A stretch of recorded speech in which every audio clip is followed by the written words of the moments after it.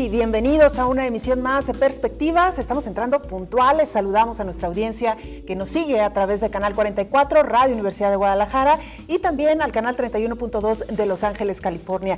A quienes nos ven en la retransmisión, muchas gracias también por sintonizarnos. Enrique, ¿Cómo estás, Belén? Hoy venimos muy distintos, ¿va? Sí, de colores. De colores completamente distintos. Pero, ¿qué semana, Belén? ¿Qué semana? Muchísimas cosas, dos cambios de primer orden en el gabinete del gobierno del Estado. Uno, la llegada de Miguel Castro a la Secretaría de Desarrollo e Integración Social, que ocurrió el día de hoy, o se formalizó el día de hoy, lo hemos sabido prácticamente toda la semana. Y el otro, un cambio pues bastante anunciado, que es la salida de Mauricio Gudiño de Movilidad y la llegada de Servando Sepúlveda, exdirector de la Policía de Guadalajara. Dos nombramientos que seguro generarán mucha polémica en los siguientes días. Claro, y además, Enrique, para entrar de lleno ya a nuestro primer tema, precisamente los enroques, los cambios que se han dado al interior del gabinete del gobernador Jorge Aristóteles Sandoval. Y antes de entrar en esta recapitulación, me parece que sería importante, Enrique, hacer una reflexión en torno a cuáles han sido los motivos que han llevado al gobernador a hacer estos ajustes, y creo que es importante también diferenciar entre aquellos cambios que venían gestándose desde hace mucho tiempo y que la presión llegó a tal que obligan al gobernador a hacer estos ajustes, principalmente por la falta de resultados, y en segundo término, aquellos ajustes o cambios que se tuvieron que hacer después del resultado de las elecciones del 7 de junio. Parece ser que después de las elecciones queda todo en una misma bolsa, pero no es así. Las estrategias, los cambios, los tiempos, los nombres incluso corresponden y pues vienen de distintos momentos. Sí, en el primer conjunto diríamos que está Luis Carlos Nájera y la llegada de Eduardo Almaguer. Yo pensaría que en el segundo conjunto de cambios, los que tienen que ver con una reacción electoral, sí tienen más que ver con Miguel Castro llegando a Cedis y también el caso de Servando Sepúlveda.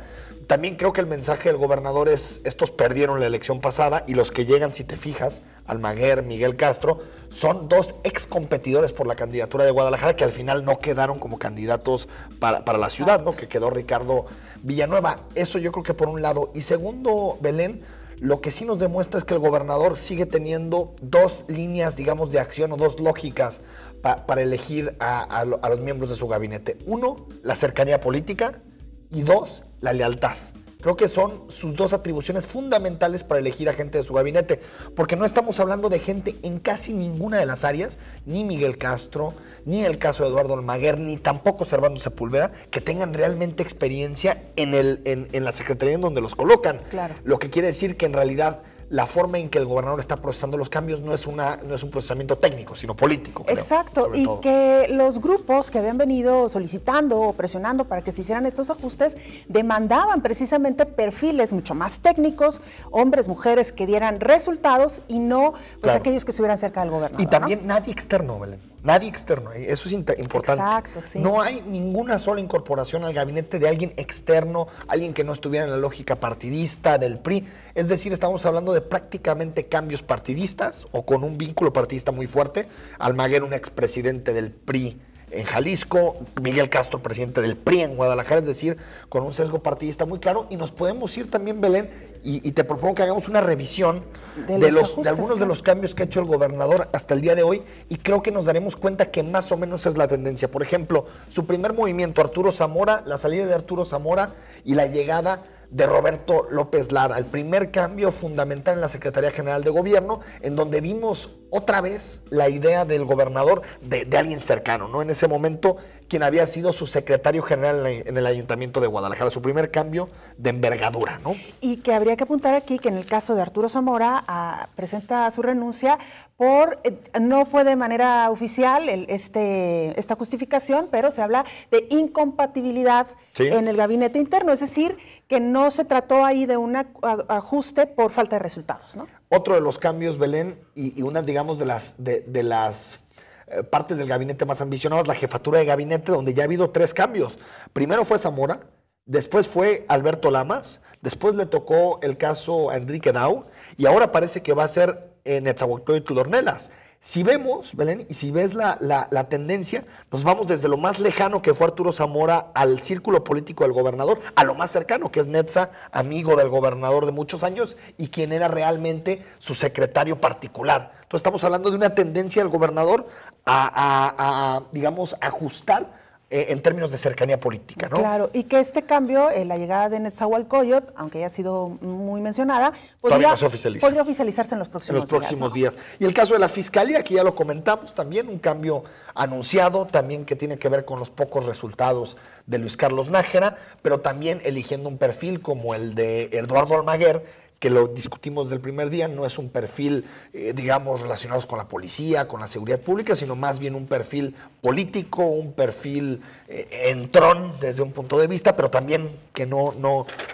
tiene, digamos, mucha experiencia en el tema, ¿no? Y por último, otro de los gigantes de esta administración, la CEPAF, también hubo un cambio, digamos, no creo que obedece, creo que sí obedece a temas más técnicos, que fue la salida de Ricardo Villanueva y la llegada de Héctor Pérez Partida, que era subsecretario y subió a la secretaría, a la CEPAF, ¿no? Creo que estos han sido los movimientos en general del gabinete y veremos una reconfiguración, Belén, muy importante, porque hay que decir que si bien ya hay alcaldes electos y está, digamos, en juego todo el reequilibrio de poder tras la elección, creo que en la palestra pública hay una narrativa muy clara, que es la de los alcaldes de Movimiento Ciudadano, un proyecto claro, metropolización, lo que anunciaron del predial, también el nombramiento hoy de Mario Silva, pero también el tema que tiene que ver con asumir las funciones que tienen que ver con movilidad, donde va a haber, creo que, un encontronazo muy fuerte. Y de parte del gobierno del Estado, por el procesamiento de los cambios que ha sido muy lento, no vemos esa contranarrativa.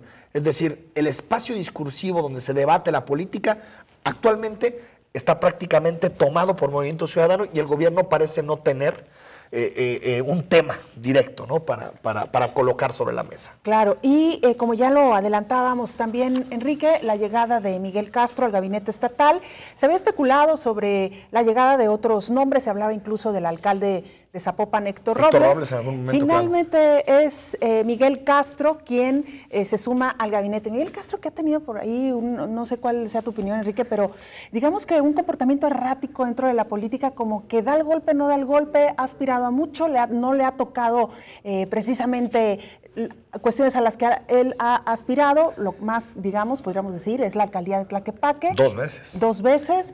Pero me parece que ha sido una figura que como que está en la cancha a punto de, y luego como que otra vez lo vuelven a guardar, sí, y luego sale ahí como comodín, ¿no? En algunas posiciones. A ver, Belén, allí hay mucho debate, porque creo que, digamos, como toda trayectoria política tiene sus altas y sus bajas. Hay que recordar que Miguel Castro fue alcalde de Tlaquepaque a los 26 años, sí, por joven. Primera vez, muy joven. Sí. Y después de ahí creo que sí tuvo un paso errático o ha tenido un paso no tan afortunado por el Congreso del Estado, donde se esperaba mucho y al final vimos que no dio el ancho. Exacto. En algunos temas. Después se encargó de coordinar la campaña de Ricardo Villanueva, pero en la práctica no la coordinó. Exacto. En la práctica la coordinaron otros. Entonces digamos que Miguel Castro tiene esta salida al gabinete que se presumía desde el inicio de la administración de Aristóteles y que hasta ahora se concreta. Llega con una situación, digamos, no tan negativa, porque los datos de Coneval, sorprendentemente, todavía no se sabe bien por qué, pero en Jalisco nos fue bien en materia de reducción de pobreza, ¿no? Sí, que por cierto estaremos abordando el tema en nuestro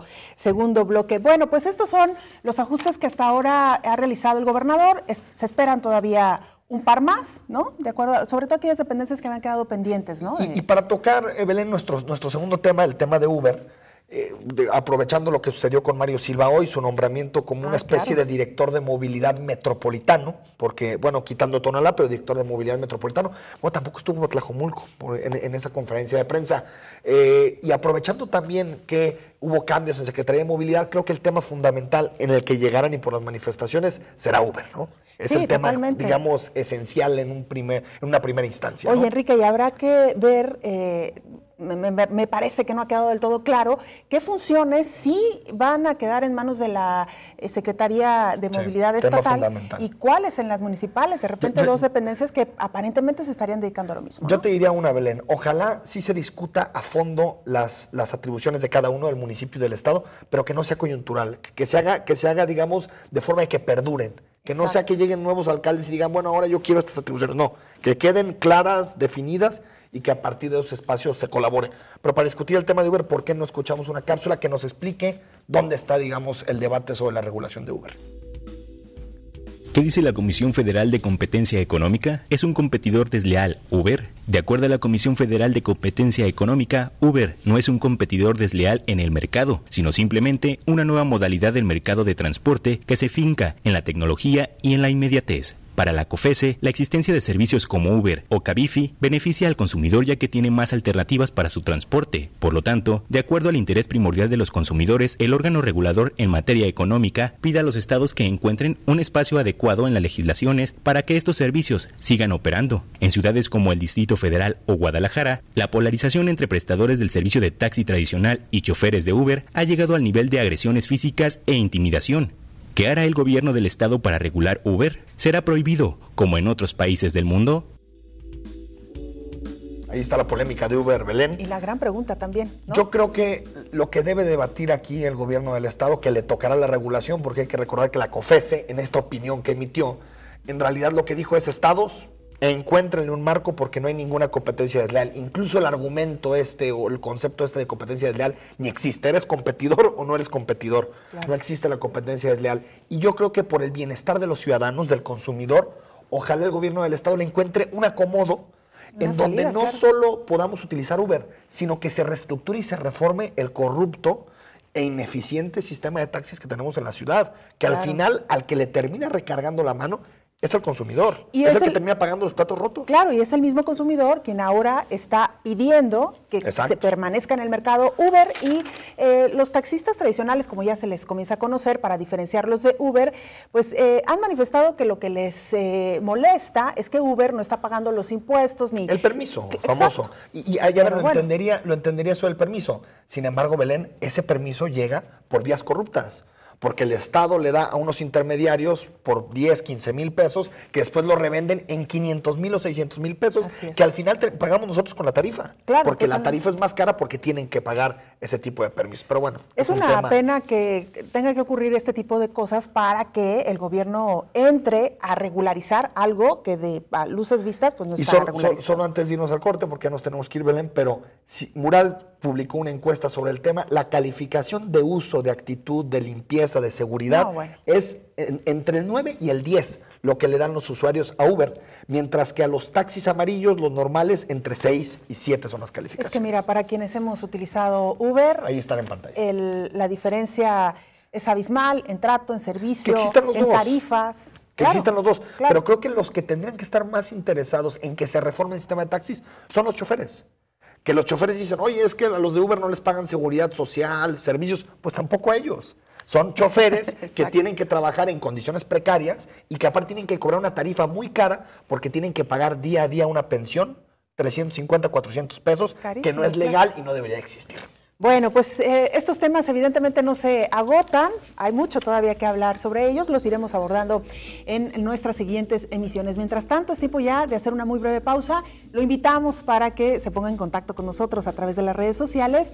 En nuestro siguiente bloque, regresando de la pausa, Enrique, otro tema fundamental: pobreza, los resultados presentados hace unos días por Coneval. Con esto regresamos.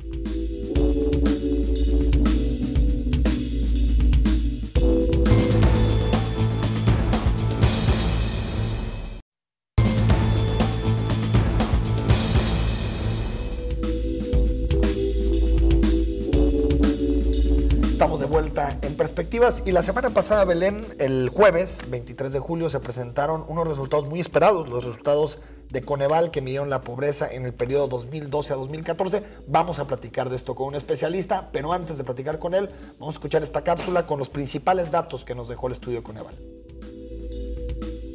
En México hay 55 millones de pobres. 2 millones más se agregaron a esta lacerante condición en el periodo de 2012 a 2014. Esto quiere decir que en México 115 connacionales caen en situación de pobreza cada hora, 2 cada minuto. En Jalisco los datos no fueron malos. 270,000 jaliscienses dejaron la condición de pobreza y casi 200,000 la condición de pobreza extrema. Con esto, Jalisco se convierte en uno de los estados con más reducción de pobreza a nivel nacional. Todo esto contrasta con los indicadores de pobreza en entidades como Oaxaca, con 87% de la población en pobreza, o Chiapas, que alcanza el 78%. Antonio Ruiz Porras, coordinador del doctorado en estudios económicos de la UDG, muchas gracias por estar aquí. Muchas gracias por invitarme. Pues preguntarte primero, ¿qué nos explica que en un país como México, cuando pensamos que ya tocamos el hoyo en materia de pobreza, nos damos cuenta que somos capaces de generar 114 pobres por hora desde 2012? ¿Qué está pasando en este país para llegar a estas cifras tan terribles? Bueno, realmente lo que nos está pasando es una situación excepcional en el contexto internacional incluso. Por una parte tenemos una situación interesante, ¿no? El hecho de que si lo pensamos en los últimos 20 años, pues realmente somos el único país latinoamericano que ha tenido una situación regresiva. Sí, claro. Esto es una situación donde cada vez hay más pobres, más desigualdad, cada vez hay muchísimos más problemas de tipo económico que están afectando directamente a las familias. Y esto es algo que es excepcional. Tan es así que incluso dentro de la OCDE somos el único país que tiene esa tendencia, a diferencia del resto del mundo. Que estaba revisando, perdón, doctor, en ese sentido, por ejemplo, los datos en Venezuela, Brasil, Argentina son datos muy buenos, ¿no? Incluso en Venezuela pasó de un porcentaje de pobreza extrema del 25% a 8% en un periodo de 10 años. ¿Qué es? ¿Es el modelo económico, el famoso neoliberalismo, un Estado que no protege a los pobres y que no puede tener una red de seguridad adecuada? ¿Qué sucede con el Estado mexicano en contraposición a los distintos estados que sí están reduciendo la pobreza? Bueno, yo creo que lo que nos está pasando en México es que se está desmantelando el estado de bienestar, en el sentido de que el sistema de seguridad social está desapareciendo para mucha gente. También tenemos un creciente número de informalidad, tenemos adicionalmente una situación de mayor precariedad en el mercado laboral. El empleo, claro. Entonces, este tipo de cosas, problemas en el mercado laboral, problemas a nivel internacional, porque hay que reconocer que también buena parte de nuestros ingresos en México llegan a través de las remesas. Entonces, si hay problemas en Estados Unidos, como ha sido en los últimos años, pues esto también se va reflejando en carencias en los hogares mexicanos. Aparentemente hay algunos estados, como Jalisco, ya lo decíamos, que no salieron tan mal evaluados. Sin embargo, en el estudio general sí hay un avance en el número de pobres en nuestro país y además hay otras entidades que también han tenido un avance tremendo en cuanto a la pobreza que tenían antes de este estudio. En este sentido, entonces, ¿cómo podemos leer de manera conjunta este estudio sin caer en, digamos, el optimismo en el que han incurrido algunos estados como Jalisco o en el pesimismo que también está ahí claramente reflejado en estas cifras, ¿no? Pues yo creo que en primer lugar lo que las cifras nos reflejan es que hay un estancamiento realmente. Si lo pensamos, las cifras desde el año 2009 al menos, o sea, después de la crisis económica, y las que tenemos ahora son prácticamente idénticas. En el caso particular de Jalisco, lo que vemos es una situación que ya venía de tiempo atrás también. Tradicionalmente, Jalisco ha sido un estado privilegiado. Tan ha sido privilegiado que cuando empezó la cruzada contra el hambre por el presidente Peña Nieto, Jalisco no estaba incluido. Sí. Porque realmente se consideraba que Jalisco estaba bien con respecto al resto del país. Después se hizo alguna negociación para incluir a Jalisco dentro de la campaña. Sí, algunos 4 o 5 municipios, ¿no? Exactamente. Entonces, pues lo que tenemos es que en realidad esta situación que se está reflejando, estos resultados optimistas, entre comillas, pues lo que nos están reflejando es que más bien una tendencia que ha tenido el Estado desde hace ya varios años. Doctor, y en este sentido, a ver, porque hay dos formas, digamos, también de analizar estos resultados. Los que dicen que sí se gasta en desarrollo social, pero se gasta mal, y los que dicen que tal vez se pueda gastar mal, pero también se gasta poco. ¿Cómo estamos en esta materia? ¿Estamos gastando bien en desarrollo social? ¿Estamos gastando lo suficiente? ¿O necesitaríamos tener bolsas más grandes para programas sociales como Prospera u otros programas estatales? Mira, yo creo que ahí hay varias cosas que debemos considerar. Yo, en lo personal, considero que el gasto social es insuficiente, por una parte. Además de que es insuficiente, hay múltiples programas que se duplican. Por ejemplo, hablando concretamente de gasto social, en este momento hay 107 programas de gasto social dirigidos a distintas cosas en México. En México. Entonces... Federales, digamos. Exactamente. Entonces estamos hablando de 107 programas. de los cuales se ha hecho alguna estimación de que si quitamos los que se duplican, se reducían a 38. Esto es aproximadamente 2/3 partes de los programas. Resulta que son redundantes. ¿Por qué? Porque se van duplicando unos a los otros, los objetivos son los mismos y esto significa que en vez de sumar esfuerzos, se van dividiendo los mismos en diferentes entidades administrativas. Claro, claro. Entonces, pues esto nos genera un problema porque en realidad no podemos concentrarnos los esfuerzos, sino simple y llanamente se dispersan. Doctor, hay un grupo que sin duda alguna, pues me parece que todavía como país tenemos muchas facturas pendientes con ellos y me refiero a los indígenas. Hoy por hoy, 7 de cada 10 indígenas mexicanos continúa viviendo en la pobreza. Es verdad también que algunos de los programas que lanzó el presidente Enrique Peña Nieto estaban enfocados, algunos de ellos, hacia esta población y sin embargo tampoco pasa nada. El estudio de la Coneval dice que continúa avanzando la pobreza entre las comunidades indígenas. Efectivamente. De hecho, en general podemos decir que los indígenas, la gente que vive en el campo, es donde realmente se nota la pobreza. Claro, con más fuerza. Claro, aproximadamente el 60% de los pobres están en las zonas rurales.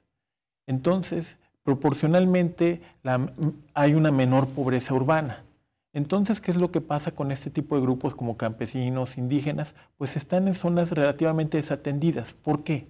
Primero porque son zonas relativamente lejanas, no gozan de la atención o del privilegio del público. Normalmente todo el mundo vemos qué es lo que pasa en las ciudades grandes, como en Guadalajara, sí, pero no nos ponemos a pensar qué es lo que pasa en lugares pequeños, Mezquitic, por ejemplo. Mezquitic, claro. Bolaños, o sea, este tipo de lugares donde vive mucho menos gente, son menos notorios y donde en realidad la mayor parte de la población pues vive en condiciones muy precarias. Y en ese sentido, y digamos, creo que el otro lado de la balanza o la otra dimensión en materia de pobreza ya no es el Estado, sino los ingresos, sobre todo de las familias.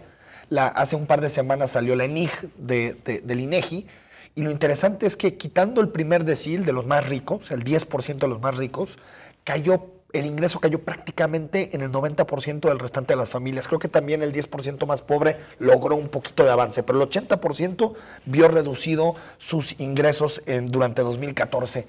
¿Qué se puede hacer en materia de salarios? ¿Cómo reactivar salarialmente el país? Porque claramente están estancados por lo menos desde los 80s.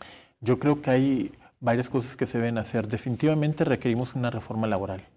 Actualmente lo que nos ocurre en el mercado de trabajo es que mucha gente se ocupa, pero no se emplea. Esto es, tiene trabajo familiar, pero no recibe un salario. No tiene remuneración. Entonces eso es por una parte. Por otra parte, lo que estamos viendo es que en realidad deberían flexibilizarse los sistemas de seguridad social.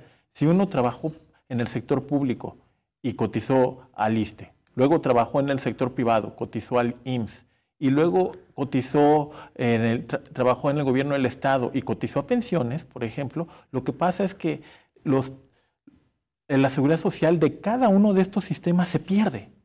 Esto es un problema porque en realidad lo que pudo haber aportado la seguridad social, lo que pudo haber aportado a su vejez, lo que pudo haber aportado a sus hijos, nietos a través de herencia, se va perdiendo. ¿Por qué? Porque no tenemos un sistema de seguridad social donde los beneficios por haber trabajado en un espacio, digamos el público o el privado o estatal y federal, se vayan sumando. Sí. Esto se llama técnicamente problema de portabilidad. La portabilidad famosa. Sí, exactamente. ¿Y en relación a aumentar el salario mínimo, usted lo vería con buenos ojos?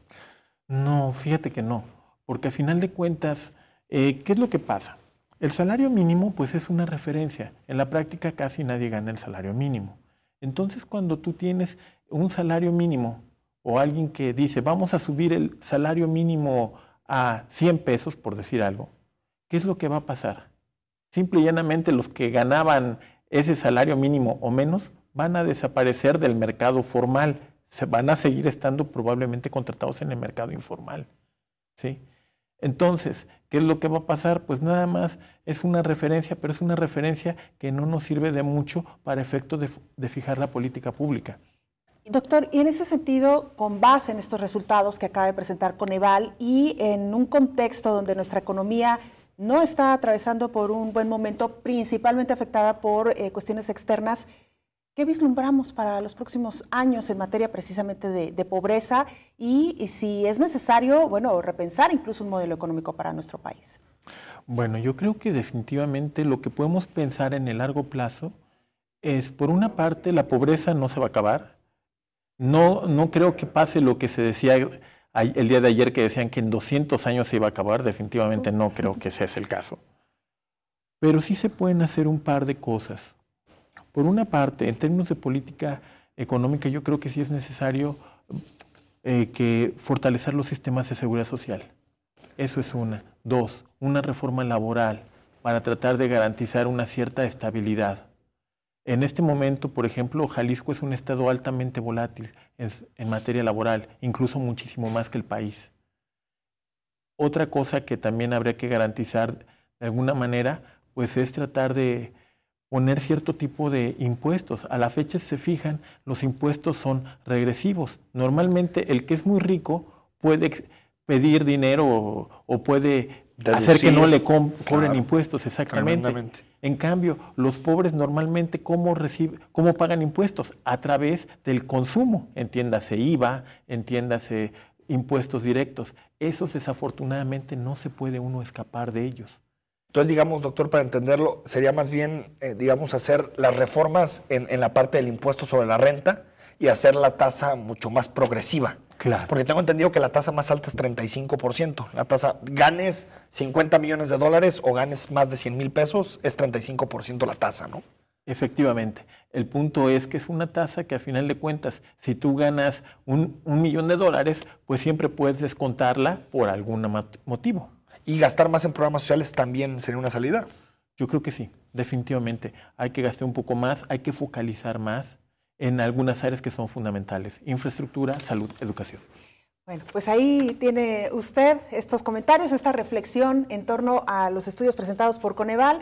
Como siempre, el tiempo se nos agota, pero ya habrá oportunidad de entrar a otros ámbitos que también son interesantes dentro de la economía. Muchísimas gracias, doctor. A ti muchísimas gracias. Doctor Antonio, muchas gracias. Antonio Ruiz, coordinador del Doctorado de Estudios Económicos de la Universidad de Guadalajara. Hacemos una pausa, Enrique, regresamos con nuestro siguiente invitado.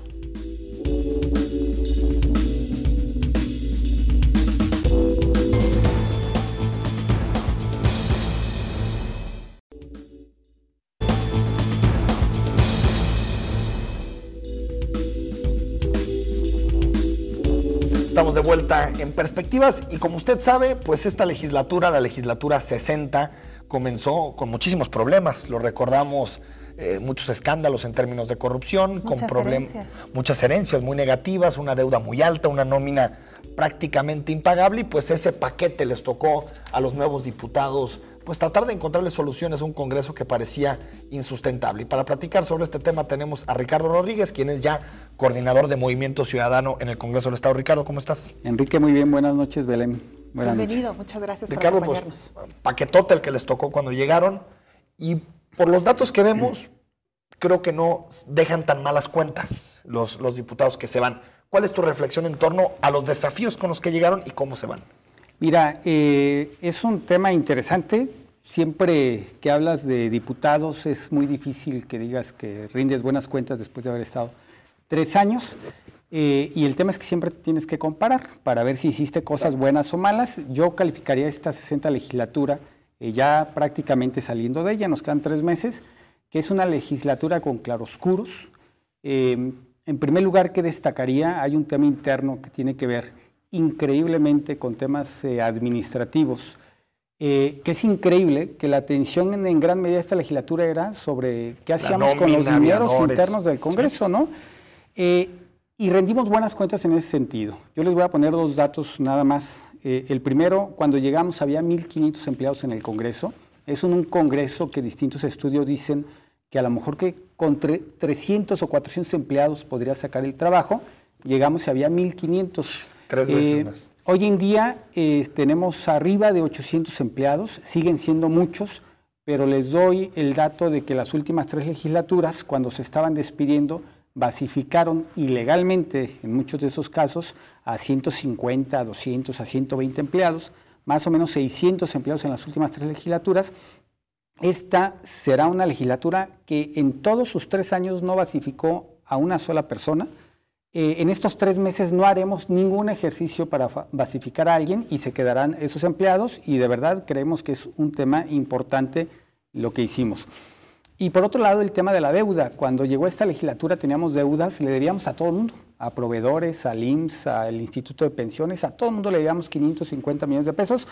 Era muy complicado manejar el Congreso con esos niveles de deuda. Se hizo un plan de pagos, se hicieron negociaciones, por ejemplo, con el SAT. Claro. Nos perdonaron por ahí alrededor de 300 millones de pesos. El tema es que hoy en caja tenemos alrededor de 150 millones de pesos, que es lo que le vamos a terminar dejando a la próxima legislatura. Y además está el compromiso hoy en día de los diputados de Movimiento Ciudadano, y esperamos que de las distintas fracciones, que será un recurso que dejaremos a la próxima legislatura tal cual y no estaremos inventando algún tipo de esquema como para querérnoslos llevar al final de la legislatura.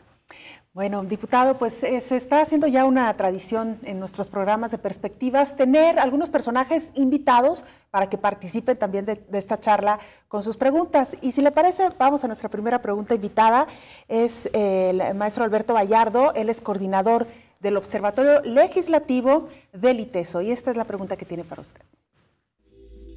¿Cómo van a manejar los conflictos de interés, especialmente el caso más evidente del diputado Martín López Cedillo, que preside la Comisión de Movilidad, que además es concesionario de licencias de taxi, que está tratando de regular justamente la cuestión del conflicto entre los taxistas y Uber? Pues Uber, ahí está el tema. Conflicto de intereses. Sí, claro. Mira, nuestra ley orgánica lo dice muy claramente. Los diputados locales tenemos la obligación de eximir nuestra participación en cualquier tema en donde se nos crucen intereses en lo personal o a familiares hasta cierto grado.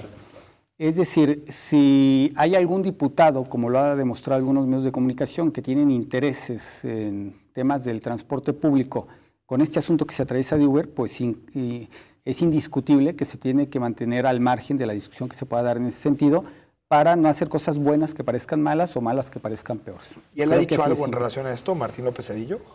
Lo que él ha dicho es que ha manifestado posiciones, pero que no ha legislado nada. Entonces, que no ha entrado un tema de conflicto de interés. Nosotros todavía esperaríamos hasta que legisle, ¿no? Exactamente. Y aprovechando el viaje, diputado, ahora que estamos hablando de taxis, ¿en qué va esta discusión? Esta semana hubo manifestaciones de parte de los taxistas tradicionales. Ellos han dicho también que el mandatario estatal se había comprometido a que ellos iban a seguir siendo casi que los únicos que circularan por nuestra ciudad. Incluso hubo quienes dijeron, le dimos el voto porque así había sido, y bueno, en fin, es otro asunto. Pero a final de cuentas estamos ante una realidad. Uber está siendo utilizado por muchísimos usuarios. Desde las redes también se está pidiendo que se quede Uber. ¿Cómo va a resolver el Congreso este tema? Es un tema que le compete al Ejecutivo y le compete al Legislativo. Lo que nosotros pensamos es que hay que resolver esto desde la óptica de qué le conviene a la gente, a los ciudadanos. Y en los ciudadanos están quienes son usuarios del servicio, quienes son taxistas de los taxis tradicionales o amarillos, y de aquellos ciudadanos que con todo el derecho también quieren hacerse llegar ingresos adicionales a través de servicios como este, de Uber. Lo que nosotros consideramos es que hay que hacer una discusión para buscar regularlos. A lo mejor ahí sí vale la pena hacer una discusión y buscar cómo hacemos para que el Estado sepa que existen, qué hacen, cómo les prestan cuestiones de seguridad social a quienes trabajan ahí, confirmar que estén pagando impuestos, este tipo de cuestiones, vale la pena regularlos. Pero lo que es indiscutible es que de ninguna manera se puede prohibir y mucho menos llegar al extremo de penalizar un servicio de esta naturaleza. Eso claro. No es posible en estas épocas. Vamos a escuchar otra pregunta, ahora es de un ciudadano, ya no un especialista, es Hugo Ponce, que le pregunta a Ricardo Rodríguez. Mi nombre es Hugo Ponce. Les preguntaron a los diputados que si no les da vergüenza cobrar tanto y trabajar tan poco. Bueno, es un clásico el de Hugo Ponce. Ricardo, ¿qué respondes? Miren, hay una comisión que en su momento determinó cuánto tienen que ganar los distintos servidores públicos, incluidos los diputados. Yo les doy un ejemplo. Los diputados locales hoy ganamos menos que lo que ganan los regidores de Zapopan. Entonces, también el mito de que los diputados somos quienes ganamos más dinero no es totalmente cierto comparado con algunos otros servidores públicos. El vicio es que tradicionalmente no solamente era el salario, sino que había una serie de ingresos adicionales que no se consideraban salarios, pero que le llegaban a los diputados, los famosos sobresueldos, como el tema de las casas de enlace, que como todos sabemos, gracias a Movimiento Ciudadano, que el primer año hizo programas sociales con el tema de las casas de enlace, muy focalizados, muy anunciados, muy transparentes, y gracias a la presión de Movimiento Ciudadano se quitaron esos 104,000 pesos que nos llegaban a cada diputado y que ya no se convierte en un sobresueldo para muchos de los diputados. Quitamos el apoyo para celulares, quitamos el apoyo para vehículos, quitamos el apoyo para comidas, quitamos el apoyo para... para las casetas, el apoyo para las casetas. Es decir, en esta legislatura 60 quitamos una serie de apoyos excesivos que se tenían en las legislaturas anteriores y que terminaban siendo el sobresueldo que hacían que un diputado pues estuviera recibiendo 250,000, 300,000 pesos. Hoy en día los diputados recibimos 65,000 pesos al mes, que sigue siendo un ingreso muy importante, sobre todo de cara a cómo están los ingresos en este país, pero es lo único que recibimos, no recibimos un peso adicional. ¿Y cómo te explicas que a pesar de todo esto que nos platicas, a todo lo que han renunciado, desde seguros hasta la famosa partida de casa enlace, la percepción sobre el trabajo del diputado sigue siendo esta percepción que nos manifestaba Hugo Ponce? Porque seguimos teniendo saldos negativos en muchos temas. Yo les decía hace rato de los claroscuros, no entré a los oscuros. Por ejemplo, sigue existiendo del Congreso temas en donde quedamos a deber, como son los asuntos de fiscalización. Totalmente. La función de fiscalización es una función que le corresponde al Congreso del Estado. ¿Y qué hizo el Congreso un día? Pues le mandó esta función a una auditoría superior que, lejos de llegar a cumplir lo que no cumplían los diputados, pues se llevó a una serie de vicios que hoy no permiten hacer fiscalización prácticamente a ningún gobierno, ya sea municipal, estatal o algún organismo público, y siguen gastando como quieren. Por ese tipo de ejemplos, pues la gente nos sigue calificando con razón como gente ineficiente y que ganamos mucho y no les quitamos el sueldo. Y fiscalización, y yo diría, perdón, Belén, antes de pasar a la segunda pregunta de los ciudadanos, si son tres funciones las del Congreso, digamos, una es legislar, otra es fiscalizar y la otra es contrapesar, también ahí creo que hay déficits muy claros, Ricardo, porque pocas cosas le niegan al Ejecutivo. A ver, ahí hay un gran déficit del Congreso, pero en esto de las matemáticas hay que ver la desviación estándar. En el caso de la fracción de Movimiento Ciudadano, si alguien fue contrapeso del gobierno del Estado, de Jorge Aristóteles en esta legislatura, fuimos los diputados de Movimiento Ciudadano, y además, siendo originalmente 5, ahorita somos 7 diputados, fuimos los únicos que hicimos contrapeso al Ejecutivo del Estado en esta legislatura. Ahora vamos a escuchar, ahora sí. Escuchamos a la siguiente pregunta. Se trata de José de Jesús, quien también le hace una pregunta a diputado. Yo quiero saber qué hacen ustedes con el dinero de las multas de los alcoholímetros, y por el otro lado también me gustaría qué van a hacer ustedes para recortar gastos, ustedes Cámara de Diputados, porque todo lo están haciendo hacia la ciudadanía. Gastos, sí. Ahí están las dos preguntas: ¿qué hacen con el dinero del alcoholímetro? 1, y 2, ¿qué hacen para recortar gastos? A ver, en el caso del dinero para los que se junta gracias a los alcoholímetros, que como ustedes saben es una ley que pasó por el Congreso del Estado, quiero dejar muy claro que es un tema que le compete al Ejecutivo. Nosotros no llevamos el programa, lo lleva directamente el Ejecutivo, y es dinero que entra directamente a las arcas, a cuentas generales, y ya en la distribución del presupuesto pues se reasigna a distintas áreas.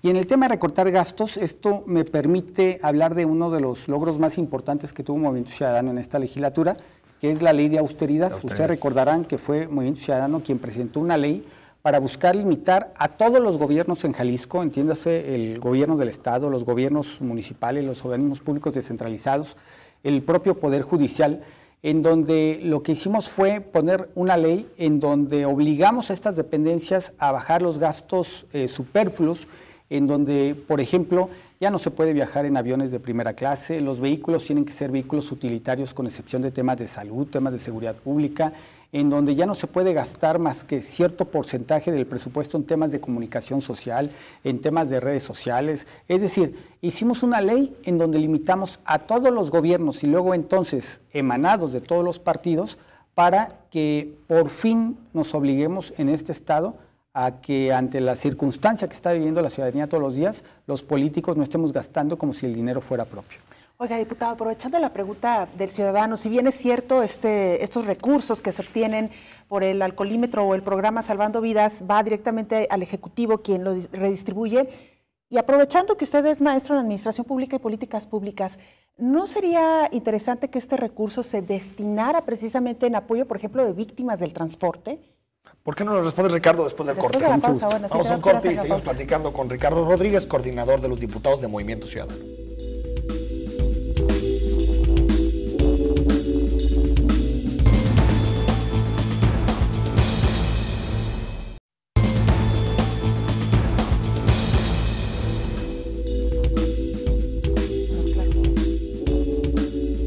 De regreso en Perspectivas. Le dejaste una pregunta. Sí, quedó una pregunta en el aire y bueno, diputado, pasa con otros rubros, ¿no? Algunos impuestos, algunas recaudaciones, de alguna manera se dirigen hacia programas que están vinculados a ese programa, valga la redundancia, del que se recaudó el impuesto. En este caso hablábamos del alcoholímetro, hablábamos de las infracciones también, de las fotoinfracciones. ¿Hasta qué punto podrían destinarse a cuestiones, por ejemplo, como apoyo a víctimas del transporte público? Claro, entre muchos otros, ¿no? Mira, yo diría dos cosas. La primera es que creo que no valdría hacer esta vinculación entre que un ingreso le pongamos un destino en específico, porque puede provocar una serie de vicios. Eso se dice teóricamente por ahí entre los economistas. Lo que creo que se tiene que hacer es que el Ejecutivo responda a través de las propias instancias que le da la ley para que estos fondos para las víctimas del transporte tengan la suficiencia y quienes son responsables además tengan la obligación de llegar y responder precisamente con lo que les corresponde. Esa debería ser la obligación del gobierno y no necesariamente decir de lo que recaude de quienes cometan infracciones lo voy a mandar por allá, porque entonces creas luego un vicio, ¿no? Al ratito vas a estar queriendo ver a quién multas para poderle responder a quien fue víctima de algo que nada tuvieron, no hay un ese vicio, incluso si no lo etiquetas, puede existir, ¿no? Porque dices, bueno, es dinero fresco que no está etiquetado y lo puedo usar en nómina, discrecionalmente, es decir, creo que ambas fórmulas pueden viciar si hay objetivos detrás que no lo sabemos. Indiscutible. Lo que yo creo es que el gobierno debe cumplir su obligación de garantizar y transparentar, por supuesto, y garantizar que si hay una víctima, pues haya alguien a través de las instancias que hoy están en la ley que les responda. Decía Ricardo que uno de los puntos donde hay déficit en esta legislatura es la fiscalización. ¿Por qué no se fue el auditor, por ejemplo? Porque la ley no nos lo permitía. El auditor está electo hasta el 2017. No había forma legalmente de llegar y decir te voy a quitar y voy a poner a uno diferente, porque como ustedes saben, en este estado alguien se va al tribunal administrativo y gana todo. Entonces no existía alguna posibilidad. Lo que hicimos los diputados de Movimiento Ciudadano, e incluso algunos diputados adicionales en este G9 que logramos crear en la 60 legislatura, fue presentar una propuesta de fiscalización diferente a lo que hemos venido viviendo.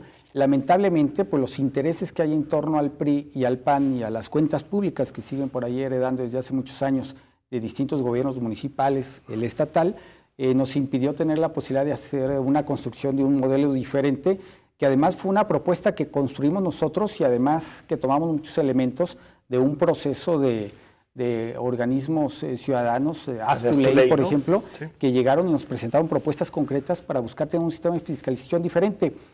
Esa es una de las grandes deudas que tiene no solamente el Congreso del Estado, el gobierno en general en Jalisco tiene esa deuda y mientras no resolvamos el tema de rendición de cuentas, cualquier funcionario público tiene incentivos para robar. ¿Por qué? Porque sabe que las cuentas públicas siempre salen en ceros y si no salen en ceros te vas al tribunal administrativo y te la congelan.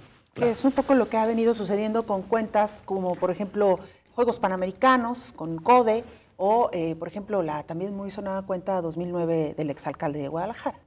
Por ejemplo, la cuenta pública del Congreso, de la legislatura pasada, que también estaba por ahí ya lista para ponerle cargos a quienes fueron responsables del manejo del recurso, y llegó una instrucción, una orden del tribunal para que dejar todo como estaba, en tanto se resuelven quién sabe qué asuntos, quién sabe en cuánto tiempo.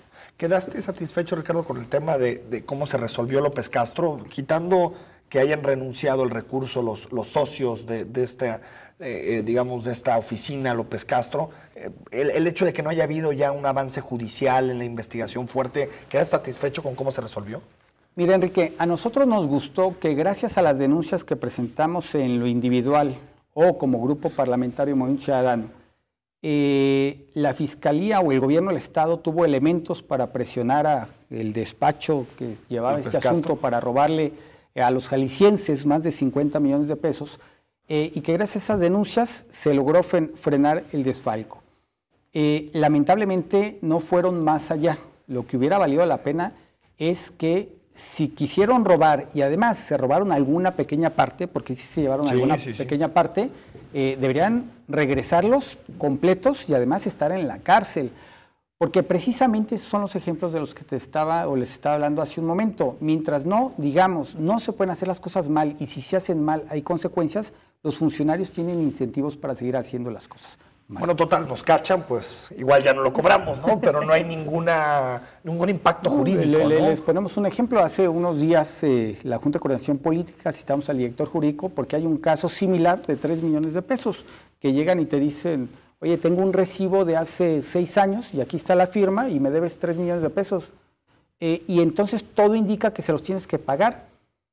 Y lo que dijimos los diputados fue, oye, pues entonces presenta una denuncia penal porque hay un fraude en donde está involucrada la empresa, quienes son parte de la empresa, y los funcionarios que firmaron esto, claro, porque no hay nada que conste que nos dieron esos servicios. Y entonces vamos a hacer el mismo proceso López Castro, ahora por 3 millones de pesos, porque no queremos que sigan robando a los jaliscienses, porque al final de cuentas no es dinero del Congreso, es dinero de los jaliscienses que nos llega a través de los impuestos. Diputado, ¿alcanzará a hacer algo esta legislatura respecto al matrimonio igualitario? Ya la Suprema Corte de Justicia se pronunció al respecto. Este fin de semana tuvimos una manifestación multitudinaria en calles de Guadalajara. En fin, el tema está como en la palestra. Miren, es un tema verdaderamente complicado porque la posición que uno tenga en lo individual como fracción parlamentaria va a dejar contentos a algunos, va a dejar inconformes a otros. Afortunadamente, ahorita no estamos en la necesidad de entrarle al debate. ¿Por qué? Porque no hay una iniciativa en ninguno de los sentidos. Es decir, no nos ha llegado una iniciativa en donde se diga reformemos el Código Civil para que el matrimonio sea entre cualquier persona. No hay ninguna iniciativa. ¿Qué es lo que hay? Hay una jurisprudencia que dice que si alguien va ante un juzgado federal, lo puede amparar para obligar al juez del registro civil a que te case. Exacto. Nos va a llegar en algunas semanas o meses una instrucción de la Suprema Corte, seguramente, y nos va a decir, están obligados a reformar su Código Civil porque los derechos humanos no los están respetando según nuestra Constitución Federal. Cuando nos llegue esa instrucción por parte de la Suprema Corte y además veamos los alcances de esa instrucción, entonces estaremos obligados como legislativo a entrarle al tema.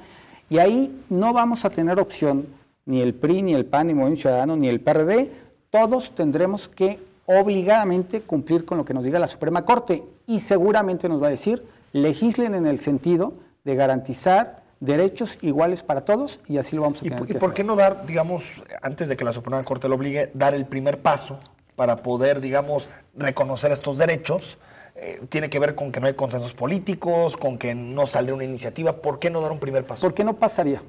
Simple y sencillamente no pasaría. Y como es un tema que a fuerzas va a pasar por la instrucción de la Suprema Corte, la pregunta es, ¿para qué polarizas a la sociedad jalisciense?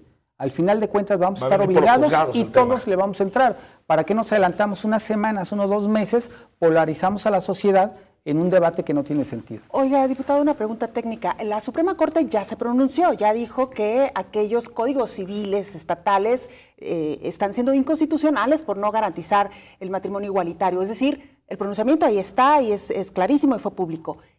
O sea, ¿los congresos tienen que esperar esta notificación? Sí. Pregunta técnica. Son 2 procedimientos. Lo que provoca es que cualquier persona un par de personas que se quieren casar, que son del mismo sexo, y se los niegan, precisamente con esta jurisprudencia van ante un juez federal, y entonces el juez federal obliga a que los case. ¿Qué es lo que ya está ocurriendo en Jalisco? Llevamos 7 matrimonios Exactamente.